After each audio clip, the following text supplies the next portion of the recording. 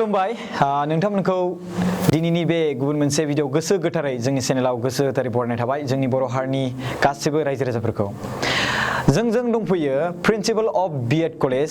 सोलोंथाइगिरि आरो थुनलाइगिरि आरो लोगोसे साहित्य एकाडेमि एवार्ड मोननाय फर बिसम्बि गथ'सा बिसम्बि बेनो जाबाय बिथाङा डक्टर अजित बर' सार बिथाङा जों दिनै हांख्रायनायावहाय नुजाथिफैनो हानायनि थाखाय गोसो गोथारै आं गोसो गोरबोजों बरायबाय आरो लोगोसे बिथांखौ आं गांसे आर'नाइजों आं बिथांखौ गोसो गोरबोनिफ्राय बरायनाय थाबाय सारखौ आरो बिथाङा बेबायदिनो मोजां खामानि मावलांबाय थानो हाथों आरो लोगोसे बर' हारिनि थाखाय माखासे खन्थाइ आरो लोगोसे सल'मा बेफोरबायदि लिरनो हाथों स' आं माखासे कुइसन लिरना लादों बेवहाय सारनिफ्राय माखासे मटिभेट नोंथांमोना मोनगोन बा माखासे नोंथांमोना मा होनो बेखौ गियान मोनगोन बिथांनिफ्राय बिथाङा माखासे गोबां एक्सपिरियेन्स गोनां आरो लोगोसे बिथाङा सिगां कलेजाव एज ए प्रफेसार मावोमोन आरो बिनि गेजेराव बिथाङा सासे प्रिन्सिपाल जाहैनो हाबाय नङा होमबा स' बिथाङा माबोरैहाय गावनि फरायसाफोरखौ आरो लोगोसे प्लास बिथांनि प्रफेसारफोरखौ बोरैहाय ट्रेनिं होयो आरो लोगोसे इयुथ जोलैफोरनि थाखाय आरो गोबां बिथिङाव नोंथांमोना नलेज मोननो हागोन स' नोंथांमोना जोबजासिम नायबानो जाबाय बे भिडिअखौ स' नोंथांमोना आं 100% बे गेरेन्टिखौ होनो हायो बिथांनिफ्राय नोंथांमोना माबा मोनसे नङा माबा मोनसे बेनिफिट दिनैनि बे भिडिअनि गेजेरजों नोंथांमोना मोननो हागोन बेखौ आङो नोंथांमोननिसिम फोथायनाय होयो आरोना स' फार्स्ट बिथांनिफ्राय जों मिथिनो मोनगोन दाख्लैबावैसो बे जानाय जाथाय बिटिसि गभर्नमेन्टआ दिल्लीसिम नोंथांखौ दाख्लैबावैहाय दैथायहरदोंमोन गोबां मानसिफ्रा पाब्लिकफ्रा मिथिया जानो हागौ बाट बे बाथ्राखौ नोंथांनिफ्राय मिथिनो लुबैदोंमोन मानि थाखाय दैथायहरदोंमोन नोंथांखौ गिबियावनो साफ्रोमनिसिमबो आंनि गोसो गोरबोनिफ्राय खुलुमनायखौ बावहरबाय 2020 मायथाइ नभेम्बर दाननि 6 अक्ट'निफ्राय 15 अक्ट'सिम दिल्लीयाव जोंखौ बड'लेण्ड सरकारा प्रमद बर' बिथांनि दैदेननायाव बिथांनि इनिसियेटिभआव जोंखौ मोनसे हानजा हिसाबै दिल्लीयाव फाथायहरदोंमोन जोङो बेयाव गासै 25 सा दङमोन आरो बेयावनो एलपि स्कुलनि एमइ स्कुलनि हाई स्कुलनि कलेजनि टिचार प्रफेसार दङ बे हानजायाव जोंखौ दैथायहरनायनि गुबै थांखियानो जाहैबाय दिल्लीयाव सोरखारि स्कुला 2016 मायथाइनिफ्राय माबायदि चेन्ज लाबोदों माबायदि मोजां जाखो 2016 मायथाइनि सिगां खिन्थु दिल्लीयाव सोरखारि स्कुलफ्रा थैहां अबस्थामोन नाथाय 2016 मायथाइनि उनाव ओरैबायदि मोनसे चेन्ज लाबोबाय जोङो थांनानै गोमोदों बिराद जों मोजां मोनदों जों मटिभेटेड जादों साफ्रोमबो जोंनि टीम मेम्बारा बिराद रंजानाय मोनदों जोंनि टीम मेम्बारफ्रा बुंदों जे जोंनि बड'लेण्ड टेरिटरियेल रिजनावबो जोंनि सोरखारि स्कुलफोर हक बा कलेज हक मोनसे चेन्ज नांगौ मोनसे मोजां थासारि नांगौ दा बिथांमोननियाव जोङो थांनाय लोगो लोगो जों नुबाय बिथांमोननि बिल्डिं हक बिथांमोननि फोरोंनायनि जि स्टाइल माने टिचिं एड्स आरो लोगोसे क्लासरुमनि जि डेक'रेसन बेफोर गासिबो साइन्टिफिक आरो साइक'लजिकेल सासे फरायसाया माबायदि सोलोंनो हायो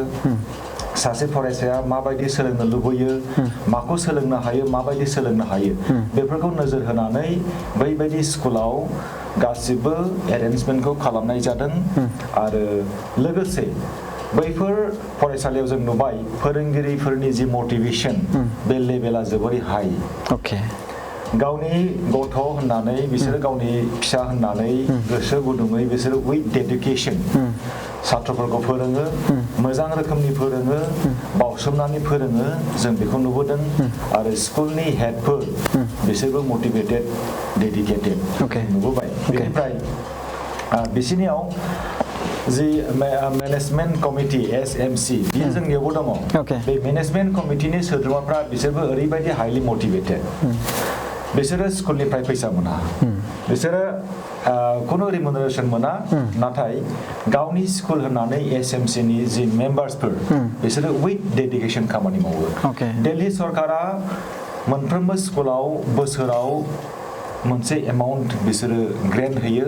आरो बे ग्रेन्टखौ स्कुलनि जायखिजाया प्रिन्सिपाल बा हेड अफ द डिपार्टमेन्टआ हारसिङै बाहायनो हाया बेखौ बाहायगोन SMC School Management Committee members Okay. जुदि बबेबा थाखो खथायाव माबा मोनसे बाल्बानो गाज्रि जाबाय बा फेनानो गाज्रि जाबाय बा वाला स्क्रेच जाबाय बेखौ रावबो प्रिन्सिपाला हारसिङै खरस खालामनो हाया Okay. थारमाने एकाउन्टनिफ्राय गरसेबो थाखा बे बहननो हाया Okay. जुदि SMC आ बेखौ थांखि लायाबा SMC आ बेखौ ग्रेन्ट खालामाबा एलाउ खालामा पारमिसन होआब्ला ओरैबायदि मोनसे मोजां सिस्टेम डिसिप्लिन ना डिसिप्लिन आरो SMC फोरखौ जों नुदों बिसोरनि गेटआव बिसोर लिरनानै लायो XYZ गावनि नामखौ लिरबाय मेम्बार SMC अमुक स्कुल दिल्ली Okay. होनबा बिसिबां माने बिसोरनि मटिभेसना हाई Okay. बेखौ जों मिथिनो मोनो मिथिबाय बेनि दारै बिसोरथ' फैसा मोना फैसा मोनाब्लाबो बिसोरो बेबायदि माबाखौ जि नेम प्लेट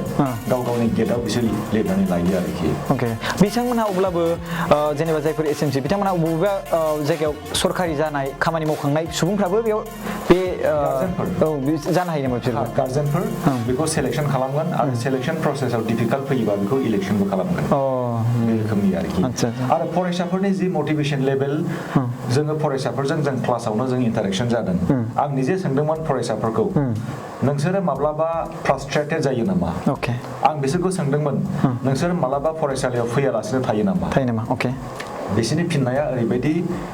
माने गोसो मुहिनांथाव गोसोखौ माने रंजाहोथाव बिसोरनि फिननाया बिसोर बुंदों नो कुवेश्चन अफ फ्रास्ट्रेशन फेनोमेनन नो कुवेश्चन अफ इरेगुलारिटिस ओरैबायदि आरोखि माने इरेगुलारनि खोथायानो फैया सोंलुआनो फैया आरो फ्रास्ट्रेशन जानायनि खुनु सोंलुआनो फैया ओरैबायदि बिसोरनि कारिकुलाम बिसोरनि इनफ्रास्ट्राक्चार जोबोरै मोजां दा बिटिआरनि मानगोनां CEM बिथां प्रमद बर' सार बिथांनिसिम आं साबायखर बावदों बिथाङा जोंखौ बैयाव फाथायहरदों दैथायहरदों बेनि गुबै थांखियानो जाहैबाय बैसोर स्कुला माबायदि चेन्ज लाबोखो बेस्ट प्रेक्टिसा मा बे बेस्ट प्रेक्टिसखौनो जोंनि बिटिआर रिजनाव बाहायफैनांगौ मिन्स नोंथांमोनखौ बैसिम दैथायहरनानै मटिभेट जाबोनानै बेवहाय गुबुनखौ मटिभेट खालामफैनांगौ जोंबो मटिभेट खालामनांगौ आरो सरकारनो जों साजेसन होनांगौ जोंनि रिपर्टखौ जों प्रिपेयार खालामबाय आरो जों लुबैदों बिटिआर एरियायाव बे जोंनि रिजनाव दिल्ली मडेल बायदि मोनसे स्कुल एटलिस्ट गंसेब्लाबो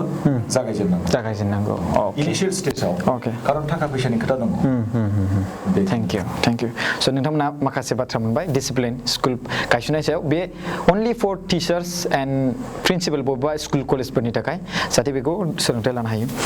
आथिखालनि नुथायाव भेक्सिन लानाय लायै दावराव दावसि जागासिनो दं सार ओमफ्राय बिथांमोनहा गोबां सुबुंफ्रानो बुङो जे भेक्सिनखौ लायोब्ला खहा जायो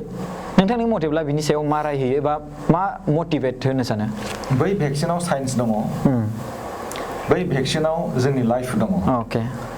सोरबा साफा सानै मानसिया बेयाव नेगेटिभ साननो हागौ भेक्सिन लायोबा जोंहा खहा दङ नाथाय बेफोरबायदि नेगेटिभ साननायखौ रायजो राजाफ्रा साफा सानै दङब्ला बेखौ गोसोआव लानाङा भेक्सिनखौ लागासिनो दङ जोंनि भारतआवल' नङा पृथिबीनि मोनफ्रोमबो हादोराव बे भेक्सिनखौ लागासिनो दं आरो बेनि गुबै थांखियानो जाहैबाय जोंनि जिउखौ बासायनाय जिउखौ बुथारनो थाखाय नङा बाट गुबुन सुबुंफ्रा बुंदों बबेबा जायगायाव सोरनिबा भेक्सिना मोजां गोग्लैदोंदां बा बबेबा अनलि दैल' सोदोंदां स' मोननै टाइपनि भेक्सिन जानो हागौ बेबायदि मानसिफोरनि सिगाङाव कुइसन मोनदों ससियेल मिडियायाव गोबां बेफोरबायदि गोसारनाय दं नोंथाङा मा सानो बिनि सायाव आंथ' बेखौ फोथाया खुनुदिन आं फोथाया माने ओरैबायदि दुस्थ' मानसि थानो हागौ जे मानसिफोरनि गोसोआव एसे कनफिउजन लानो थाखाय कनफिउजन होनो थाखाय माबा मोनसे भिडिअ बानायखुमानानै भाइरेल खालामनाय बिदि जानो हागौ खिन्थु सरकारा खुनुदिन बिदि मावखाया आरो खारन बे जोंनि लाइफनि बाथ्रा दा बेखायनो गोनो गोथो जानांगौनि खुनु प्रश्न गैया आरो दा बहायबा थांनानै हटेलाव थानाय फ्लाइट गाखोनाय ट्रेन गाखोनाय साख्रि मावनाय बेफोराव जोंनो भेक्सिन सार्टिफिकेट नांथारगौ बे नंगौ राइट्स फार्स्ट द'ज सेकेन्ड द'ज होननाय अके एज ए कलेज प्रिन्सिपाल नोंथाङा नोंथांनि कलेजनि फरायसाफोरखौ बा नोंथांनि कलेजनि फोरोंगिरिफोरखौ टिचार्सफोरखौ नोंथाङा माबायदि दैदेनलाङो माबायदि ट्रेनिं होयो गसाइगाव बिएड कलेजाव आङो 2005 मायथाइनिफ्राय प्रिन्सिपाल जाबोदों बे आंनि थाखाय खाफाल मोजांनि बाथ्रा because we are the teachers of the teachers BEd कलेजनि फोरोंगिरिया साफ्रोमबो फोरोंगिरिनि फोरोंगिरि बे आरोखि थ' जोंनि कलेजाव सरकारि स्कुलाव साख्रि मावखानाय फोरोंगिरिबो एडमिशन लायो ट्रेनिं लानो थाखाय आरो फ्रेश केन्डिडेटआबो एडमिशन लायो जोंनि गुबै थांखियानो जाहैबाय साफ्रोमबो केन्डिडेटफोरखौ बेटार टिचार खालामनाय साबसिन टिचार खालामनाय जोङो क्वालिटि एकाडेमिक एनभाइरनमेन्ट हक बा क्वालिटि रिजाल्ट हक बेफोरखौ जोङो मिजिंथिनो हागोन जेब्ला फोरोंगिरिनि फोरोंनाया क्वालिटि जागोन स' सासे फोरोंगिरिया मोजां क्वालिटि टिचिं होनो थाखाय बेनि जि मेथडलजि टेकनिक फोरोंनायनि स्किल्स फोरोंनायनि प्रिन्सिपल्स बेफोरखौ मिथिजोबनांगोन फरायसानि जे साइकोलॉजी गोसो बिगियान बेनि सोमोन्दै गियान थानांगोन मोनफ्रोमबो फोरोंनायनि जि खान्थिफोर बेखौ जोङो फोरोंगिरिफोरनो जों बिएड कलेजाव जों फोरोङो आरो जाय फोरोंगिरिया गोसो होथाबनानै बे 2 बोसोराव सोलोंगोन बिसोरो पारफेक्ट टिचार जानो हागोन पारफेक्ट जों दिनै गसाइगाव बिएड कलेजाव 25 बोसोर जाबाय सिलभार जुबिलिबो जों खुंखांबाय हाजार रोजा फरायसाफोरखौ जोङो क्वालिफाइड खालामबाय जोङो ट्रेनिं होबाय बिथांमोननि गेजेराव गोबाङानो मोजां खामानि मावदों जों नुबोदों मोजां टिचिं होबोदों जों नुबोदों आं बेखौनो बुंगोन जे जोंनि बिएड कलेजनि जि थांखि बे जाहैबाय सासे फोरोंगिरिखौ साबसिन फोरोंगिरि खालामनाय स' नोंथांनि बिएड कलेजाव साबेसे बेसेबांखिनि स्टुडेन्टनि थाखाय सिटआ जाय बोसोरफ्रोमबो NCTE national council for teacher education बिथांमोनहा जोंनो ग्रान्ट होदों 100 जननि 100 जननि 100 जन आरो जोंहा DLED बो दं DLED आव 50 जन आरो जोंनि कलेजाव जों थांनाय बोसोरनिफ्राय आरो जों TDC जोङो जागायजेनबावबाय TDC देग्लाय 2थि बोसोर बे TDC आव आर्टस साइन्स कमार्स आर्टसल' दङ आर्टसल' BEd दङ DLED दङ आरो BA दङ मोनथाम कर्सखौ होनाय जादों आरो सालायगासिनो दङ स' दाख्लै बावैसो जों मिथिनो मोन्दों जे बे बाथ्रायाबो थार बे बाथ्राखौ जों बुंनो हागोन आरोना जे जोंनि आसामाव गोबां सुबुंफ्रा एक्सिडेन्ट जानानै थैगासिनो दं सार आरो लोगोसे बांसिन बुंनो थाङोबा जोंनि क'क्राझाराव बेखौ दाख्लै बावैहाय सासे आलासियाबो बुंना थांबाय बे जोंहा क'क्राझार थुनलाइयारि फोरबोआवहाय स' बिनि गेजेरावहाय डक्टर हिमन्त बिश्व शर्मा आसामनि चिफ मिनिस्टारा बुंदों जे 31 डिसेम्बर निफ्राय मोनसे रुल्स सोलायनाय लाबोगोन आवगोलनि सिगाङावहाय जे सासे मानसि जाय सालायगिरि बिथाङा हेलमेट गानाब्लाबो थाङो बाट बेयाव कम्पालसरि दंमोन जे गानथारनांगौ होननानै बाट अब्लाबो खायसे गानालासे थाङो बाट एबारनिया मोनसे कम्पालसरि चेन्ज लाबोगोन होनना बुंदों बेयाव जाय उनाव गानाखै दानि समावहाय माने गानालासिनोबाबो थांनो हायो बाट सालायग्राया गानथारनांगौ बाट एबारनिया सानैबो गाननांगौ गाखोग्रा आरो माने सालायग्रा स' बिनि गेजेराव बिथाङा मोनसे गेदेर कमेन्ट होदों स' बिनि सायाव नोंथाङा मा बुंनो सानो बेखौथ' सिगाङावनो खालामनांगौमोन बे लेटसो जाबाय साफ्रोमबो सालायगिरि बिथांमोनहा ट्रेफिक रुलखौ मानिनांगौ ट्रेफिक रुलखौ मानियोब्ला जोंनि लाइफआ सिकिउर जागोन आरो दा जि मोनसे नेम खालामदों बेखौ आङो वेलकाम खालामो मस्ट वेलकाम खालामो जोङो साफ्रोमबो ट्रेफिक रुलखौ जोङो मानिनांगौ आरो आं बेखौ बुंबावगोन जे ट्रेफिक पुलिसफ्रा साफ्रोमबो नोजोर होनानै ओरैबायदि जोङो सम नुयो खायफानि बाइकआव नाम्बारानो गैया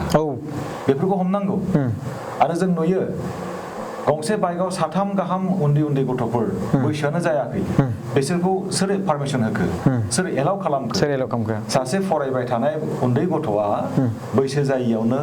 लाइसेन्स गैयियावनो हेलमेट गानालासेनो बाइक सालायोब्ला बे गथ'आ सानावबो सिमां नुगोन आरो लेखा फरायनायाव बिनि गोसोआ जिरायनाय नङा डाइभार्ट जागोन बिमा बिफायाबो बे बाथ्राखौ गोसोआव लानांगोन आरो बियो ट्रेफिक पुलिसनि दायथ' होननानै आं बुंगोन ट्रेफिक पुलिसा बिसोरखौ हमनानै बिसोरखौ बुजायनांगौ आरो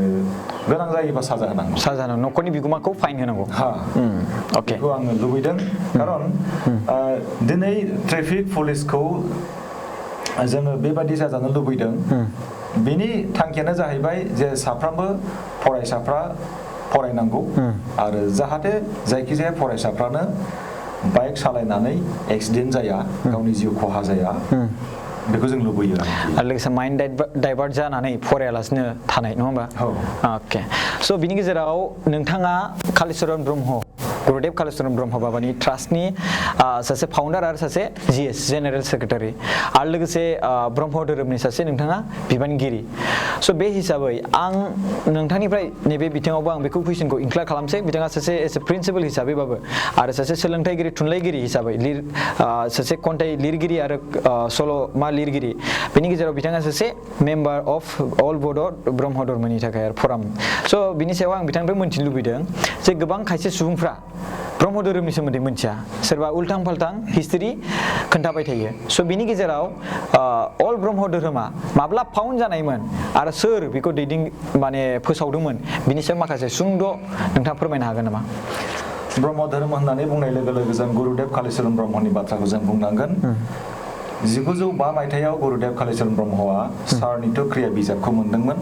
सारनित्य क्रिया बिजाबखौ मोननानै 1905 मायथाइयावनो शिवनारायण स्वामी परमहंस बिथांखौ लोगो हमनानै बिथांजों सावरायबाय सावरायनानै 1905 मायथाइनिफ्रायनो बै समाव बिथाङा दिखा लाबाय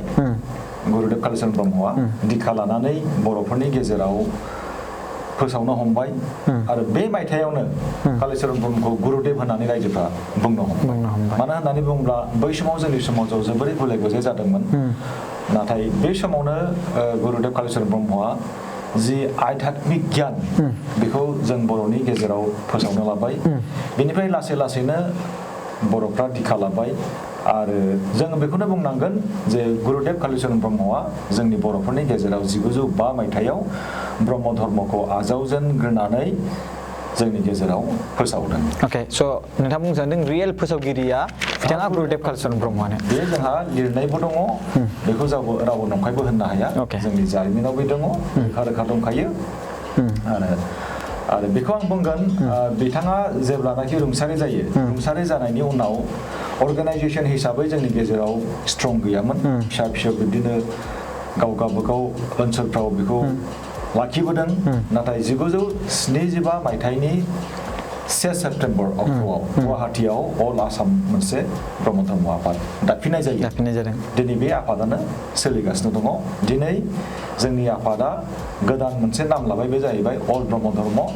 कमिटि अके सिगाङाव अल ब्रह्म धर्म परिचालना कमिटिमोन दानिया अल ब्रह्म धर्म कमिटि सालायबोगासिनो दङ आरो 2000 मायथाइनिफ्राय आङो अल ब्रह्म धर्म युथ फरामनि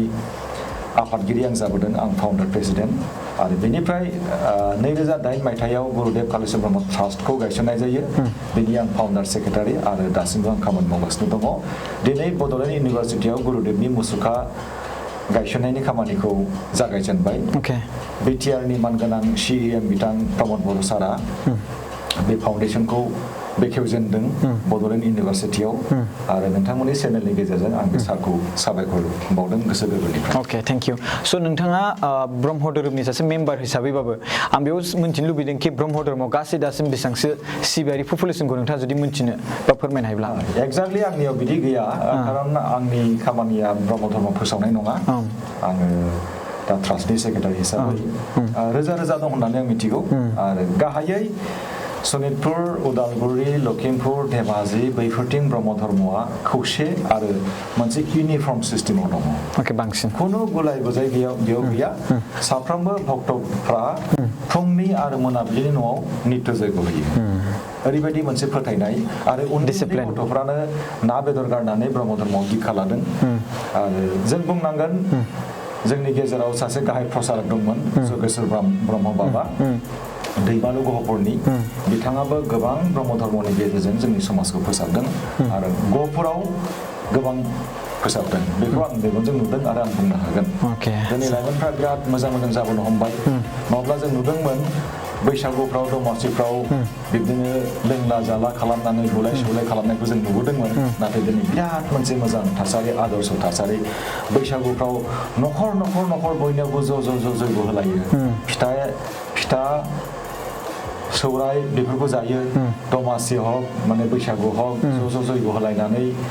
मोजां रोखोमनि मोनसे थासारि आरोखि जोबोरै माने रंजाथाव थासारि स' नोंथांमोना नायदों डक्टर अजित बर' सारजों सावरायनाय आरो लोगोसे बिथाङा प्रिन्सिपाल अफ बिएड कलेज गसाइगावनि सार नोंथाङा बुंबाय दानिहाय जे सिगांग्रो खायसे खायसे जुमाय लोंनानै बायदिसिना दावराव दावसि खालामनायनिफ्राय एसे दा डिसिप्लिनाव फैबाय स' बे हिसाबै आं दा मोनसे गोदान कुइसन ओंखारबावबाय जे दाथ' गोदान बोसोर सफैगासिनो दं 2022 मायथाइ दा डिसेम्बर जाबाय नङा होमबा बिनि गेजेराव जोबथा फारियावहाय मा जायो जोंनि बर' हारिल' नङा फुरा अल इन्डिया वर्ल्ड माने बुहुमावनो जे मोनसे सेलेब्रेसन खालामो एन्डिं अफ इयार नङा होमबा स' बे बिथिङावहाय नोंथाङा जायफोर लाइमोनफोर बिथांमोना जुमाय लोंनानै बायदिसिना खना जायगाफ्राव थांनानै बायदिसिना बिथिं जाहैयो बायदिसिना माने आरो ड्राग्स जानानै बायदिसिना मोनसे एटेक जायो सोरबा सोरबा एक्सिडेन्टबो जायो जुमाय लोंना फैनानै पार्टि जानानै आरो सेक्सुवेलिटि हेरेसमेन्ट जायफोर मानसिफ्रा बे समाव बेबायदि जानो मोना स' बिनि सायाव नोंथाङा मा मटिभेट होनो सानो जे जोंनि लाइमोन सेंग्रा सिख्लाफोरा बे भिडिअखौ नायगासिनो दं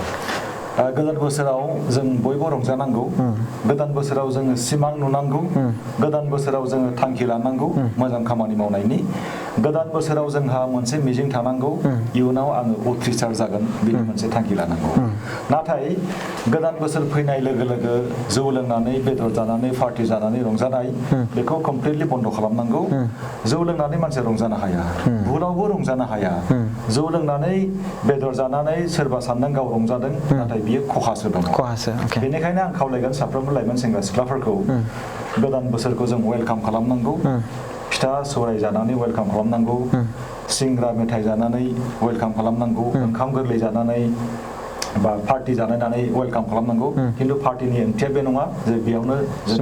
फेग्रा मुवा जोङो लोंनाय जानाय बे नङा आरो बेखौ लाइमोन सेंग्रा सिख्लाफ्रा एकदम माने गोसोआव लाथारनांगोन जौ लोंनाय माने फेग्रा मुवा जानाय माने गावनि देहाखौ बियो फोजोबनो थांगासिनो दङ बियो फोजोबनो डिस्ट्रय बे खालामनो थांगासिनो दङ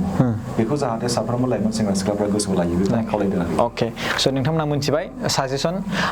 नोंथांमोना एसे कन्ट्रल लानानै माखासे खामानिखौ हाबाफारिखौ मावबानो जाबाय सोर सासे खन्थाइगिरि आरो सासे सल'मा लिरगिरि जानोब्ला सासे थुनलाइगिरि जानोब्ला बिथांनियाव मा नलेज थानांगोन जाय सुबुङा जानो लुबैदों गथ' फरायसाफोराबो जानो गोसो खायसे आरो सोरबा फोरोंगिरिफ्रा जानो हायाखै स' नोंथाङा बेखौ माबोरै मटिभेट होनो सानो बिथांमोना जाहाथे नोंथांबायदि सासे सल'मा लिरगिरि आरो खन्थाइगिरि जानो हायो जोङो साफ्रोमबो खन्थाइगिरिखा जोंनि गोसोआव बयनियावबो खन्थाइ दङ नाथाय बेखौ जों सिनायनो मोना आंनि सिङावदि खन्थाइ दङ बेखौ आं सुबिदा होनो हायाखै दा बेनिखायनो आंनि साननायाव जे खन्थाइगिरि जानांगौब्ला थुनलाइगिरि जानांगौब्ला खुनु बेयाव माने स्पेसियेल गुन थानांगोन बा नैबे गुन थाथारनांगोन बे नङा आङो बेखौल' सानो जे खन्थाइगिरि जानोब्ला मालायफोरनि खन्थाइखौबो खोनासंनांगोन आरो बियो लिरनो प्रेक्टिस खालामनांगोन थुनलाइ बा बिदिनो मोनसे एसे लिरनोब्ला बा सल' लिरनोब्ला बियो गुबुननिखौबो फरायनांगोन फरायनानै गोसोआव मोनसे थि खालामनांगोन मोनसे टपिकखौ बि थि खालामनांगोन आयदाखौ बि थि खालामनांगोन मानि सायाव आं लिरगोन बे आयदाखौ थि खालामनानै बियो बेनि सायावनो लिरनो हायो दा गासिबो खन्थाइगिरि जानो हागोन गासिबो प्रेक्टिस खालामनांगोन गुबुननिखौ खोनासंनांगोन आरो बिनि गेजेराव बेखौ एनालाइज खालामनानै गियान मोननो हागोन एक्सारसाइज खालामनो प्रेक्टिस जेरै हमना नोंथाङा दा एक्सारसाइजनि बिथिङाव बुङोब्ला आं नैबे मोनसे कुइसनखौबो ओंखारबावबाय जे नोंथांखौ आङो ससियेल मिडियायाव एक्सारसाइज खालामनायखौबो नुदों आरो फेसबुक पस्ट बायदिसिनायाव स' बेसिकेलि आरो नोंथांनि जे दहाय बाथ्रा सावरायनायाव जे कलेजाव जे एक्सारसाइज खालामनाय मानाय बिनि बिथिङावबो मोनथिनो मोनबाय स' नोंथाङा मा मटिभेट होनो सानो बिनि बिथिङाव जे एक्सारसाइज खालामनाया बेसेबां गोनांथार रायजो राजाफोरनि थाखाय youth ना बेखौ exercise only for all people जाय सेंग्रा सिख्ला बिसोरनि थाखाय नंगौ ना बोराय बेन्थ'फोरनि थाखायल' नंगौ एक्सारसाइजखौ आङो हाइ स्कुलनिफ्रायनो खालामबोदों बै समाव जों टाइकन्ड' गेलेयोमोन सान हर जों गेलेयोमोन बिराद जों खस्थ' खालामोमोन जोङो दुब्लि बारियाव जों गेलेयोमोन बेनिफ्राय कलेज फरायनायाव आंहा एसे खम जादों गेलेनाया इउनिभारसिटियावबो एसे खम जादों बेखौ आङो फुङावबो खालामो आं बेलासियावबो खालामो आं प्राणायाम खालामो योगा खालामो फुङाव आङो खमैनो 1 घन्टा 30 मिनिट आं खालामो आरो बेलासियावबो आं खालामो जोङो सानसे माने जों खामानि मावनो बाहेरायाव ओंखारो खामानि मावनो जों ओंखारोब्ला जोंनो बोलो नांगौ बे बोलोखौ जोङो फुङाव जुदि गेलेयोब्ला जों बोलो मोनगोन प्राणायाम खालामोब्ला एक्सारसाइज खालामोब्ला मानसिनि देहाया फिट जागोन जोंनि थै खारसारदिंनाया रेगुलार जागोन हाइ प्रेसार ल' प्रेसार बे थानाय नङा जोंनि मेन्टेल टेनसन बे थानाय नङा देहाया फिट फार जागोन दा बेनिखायनो आङो साफ्रोमबो फरायसाफोरखौबो आं खावलायदों जे फरायनायजों लोगोसे योगा खालामनाय बेखौ खालामनांगौ आरो योगा खालामनाय बा एक्सारसाइज खालामनाया बयनिबो थाखाय बेयाव बैसोनि लिमिट गैया हौवा हिन्जावनि खोथा गैया बयबो खालामनांगौ आरो देहायानो दोहोन होननाय बेखौ आं फोथायोलाय हेल्थ इज वेल बेखौ अके बे मोनसे लामाजों नोंथाङा थाङो अके देहाया थायोब्ला रंजागोन आङो देहाया गाज्रिब्ला आं रंजानो हानाय नङा जिहेतु जिउआव जों रंजानांगौ बेखायनो देहाखौ थिग लाखिनांगौ आरो बिनिफ्राय जानायखौबो जोङो साबधान जानांगोन आङो सानफ्रामबो हराव गाइखेरजों हालदैजों लोङो आरो दै गुदुंखौ आङो 12 गिलास सानसेयाव लोङो आरो बिदिनो फिथाइ सामथाइ आं जायो थ' देहाखौ लाखिनो जोङो रोंनांगोन एक्सारसाइज खालामनाया जोंनि बयनिबो थाखाय जोबोरै गोनां स' नोंथाङा लाइफनि जि थांना थानांगौ बे सिडिउलखौ नोंथाङा गोबां मोजाङै फल' खालामो अके स' नोंथाङा दासान्दि बर'नि थुनलाइ बिथिङाव मा मावगासिनो दं ओरैनो आंनि जि मटिभेसन आंनि जि सिमां बे जाहैबाय फरायसा समाजखौ आं माबायदि मोजां खालामनो बेनि थाखायनो फरायसाफोरनि मुङाव आङो बिजाब लिरगासिनो दङ बे उननि समफ्राव जुदि आङो साक्सेसफुल जायोब्ला बेखौ नोंथांमोनहाबो नुगोन आरो नोंथांमोननि चेनेलजों बेखौ आङो फोसावगोन आंनियाव खन्थाइबो दङ आरो मोनसे ट्रेभेलग दङ बे कमप्लिट जायाखै गोबां प्रजेक्टफोर दङ आंनि आखायाव दा आङो मावख'नो हायाखै आरो आंनिल' आखाइ नालाय So drugs addiction and child marriage and human trafficking गोबां सोलिगासिनो दङ जोंनि बर' हारिनि समाजाव आरो लोगोसे खायसे जायफोर हाबा जाखानाय बैसोर सुबुङाबो गावनि हौवाखौ गारनानै हौवा गोदान नागिरबावनाय बिनि बिथिङाव नोंथाङा मा बुंनो सानो बिराद केस फैयो बेबायदि आरो बेबायदि जाथाय जागासिनो दं जाहाथे नोंथांनि रावजों माखासे सुबुंफ्रा मटिभेट जायो जोंनि बे जिउआ खेबसेल' इसोरा जोंनो खेबसेल' होगोन आरो बे जिउखौ जोङो समायनायै जोङो रंजा खुसियै जों थांनानै थानांगौ नाथाय जोंनि फरायसाफ्रा फरायनायखौ नागारनानै जुदि फेग्रा मुवा जायोब्ला सोबोब्ला बेयाव जेबो मुलाम्फा जानाय नङा जिउनि थांखियानो मिनिंलेस जागोन जोंनि जिउआनो मिनिंलेस जागोन दा बेनिखायनो फरायसाफ्रा ड्रागनिफ्राय गोजानाव थानांगौ आरो गोजानाव थानो थाखाय आं दहायनो बुंनाय बायदि जे योगा खालामनांगौ एक्सारसाइज खालामनांगौ लेखा फरायनांगौ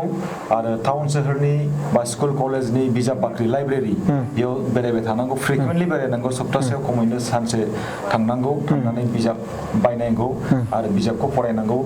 गोरोंफोरनि बाथ्राखौ गोरोंफोरनि जि एडभाइस बेखौ खोनासंनांगोन गोरोंफोरनि जे लाइफ स्टाइल बेखौ फल' खालामनांगोन बिमा बिफाया मा सिमां नुदों गथ'फोरखौ लानानै बेखौ बुजिनो नाजानांगोन आरो सोंनांगोन जे गथ'फोरनिफ्राय बिमा बिफाया मा एक्सपेक्टेसन खालामदों बेखौ बुजिनांगोन सोंनांगोन आरो गथ'फ्रा रुमखौ माने दरजाखौ फांनानै रुमाव हारसिं थानाङा